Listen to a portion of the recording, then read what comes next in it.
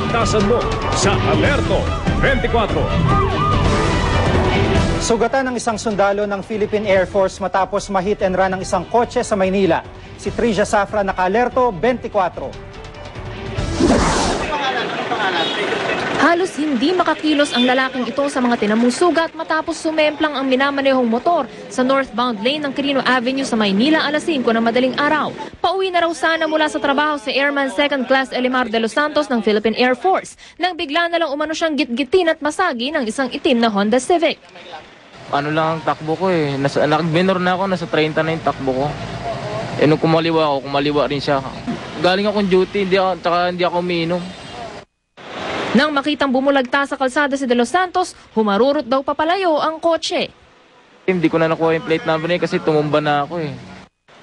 Mabuti na lang nagkataong kasunod ni De Los Santos ang isa pang kapwa sundalo na si Technical Sergeant Demetrio Bumatay na siyang tumawag ng saklolo para sa biktima. Agad nilapatan ng luna si De Los Santos at itinakbo sa Jose Reyes Memorial Medical Center. Iniimbestigahan na ng mga otoridad ang insidente. Hit and run yan eh. Malaki ang responsibilidad na dapat hintuan niya para makita kung anong sitwasyon. Trisha Zafra, naka-Alerto 24.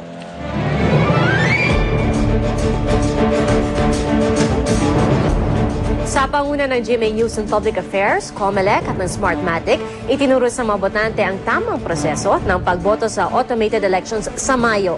Nakatutok si Rida Reyes. Bilog, may bilog na hugis, itlog, may bilog na hugis. Sa pamamagitan ng sayaw, idinaan ng GMA News and Public Affairs ang pagpapatuloy na voter education campaign nito. Kasabay ng election advocacy campaign jingle na bilog na hugis itlog, umindak ang sex bomb dancers na sinabayan pa ng may 500 estudyante mula sa iba't ibang kolehiyo sa Maynila.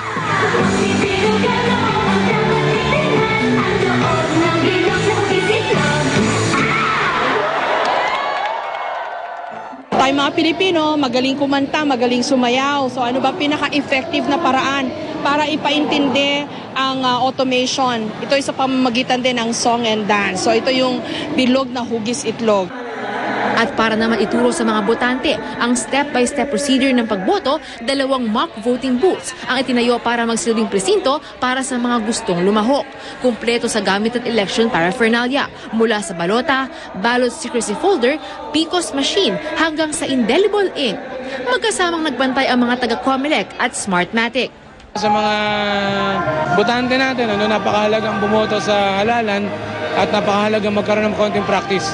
So kung makakita kayo ng isang mock election exercise, huwag kayong magkatubiling sumali. Ang ating layunin para dito ay para malaman ng publiko na kailangan maging competent sila sa balota at magkaroon sila ng kumpiyansa sa ating automated election system.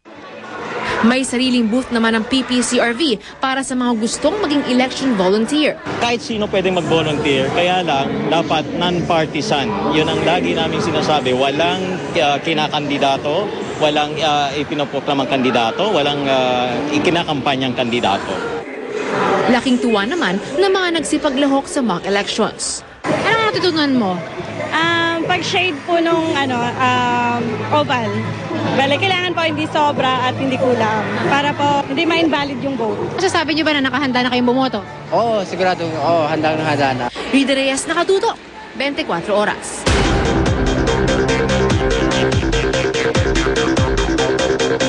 Isang pampasaherong jeep at elf truck ang nagsalpukan sa Malate, Maynila. Sa lakas ng impact, tumumba ang 2 sasakyan. Isinugod daw sa ospital ang mga sugatan. Ang litrato ay pinadala ni Obet Cascante. Sa Lubao, Pampanga naman, nasunog ang damuhan sa bakanteng loteng ito dahil sa matinding init ng panahon. Ang litratong ito ay nakunan ni Emil Manahan. Sa mga gusto magpadala ng mga video o picture ng mahalagang balita, mag-log on sa www.gmanews.tv/uscoop. Kung MMS ang gusto ninyong ipadala, i-text ang balita MMS Space, ang inyong mensahe, pangalan at address at i-send sa 4627. At kung impormasyon ang gusto ninyong ipabahagi sa amin, i-text ang balita, space, ang inyong mensahe, pangalan at address at ipadala sa 4627. Susunod. Rufa Gutierrez nag-walkout sa kanyang show dahil umano sa sobrang pikon kay Chris Aquino.